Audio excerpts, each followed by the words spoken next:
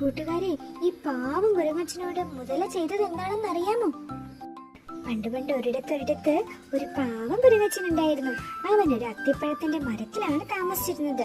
ആ മരം നിറയെ നല്ല രുചിയുള്ള അത്തിപ്പഴങ്ങൾ ഉണ്ടായിരുന്നു.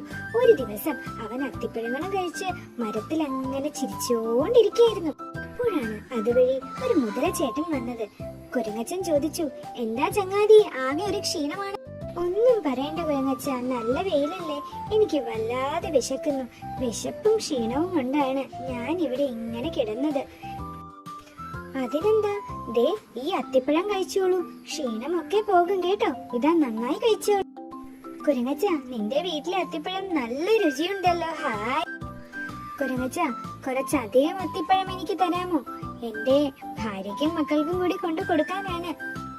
അതിനെന്താ, കുറെ അധികം തന്നെ, എത്ര വേണമെങ്കിലും തരാലോ. ദാ കൊണ്ടുപോയിക്കോളൂ. അങ്ങനെ അതുമായി മുതലച്ചൻ ഭാര്യയ്ക്ക് കൊണ്ടു കൊടുത്തു. അങ്ങനെ നമ്മുടെ മുതലച്ചൻ ഭാര്യയുടെ കയ്യിൽ അത്തിപ്പഴം കൊണ്ടു കൊടുത്തു.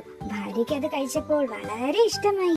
അത്തിപ്പഴം കഴിച്ചു കഴിഞ്ഞ് ഭാര്യ മുതലച്ചനോട് പറഞ്ഞു, മുതലച്ച, ഈ അത്തിപ്പഴത്തിന് ഇത്ര രുചിയാണെങ്കിൽ ഇത് കഴിക്കുന്ന ആ കുരങ്ങച്ചന്റെ ഹൃദയത്തിന് എത്ര മധുരമുണ്ടായിരിക്കും, എത്ര രുചിയുണ്ടായിരിക്കും.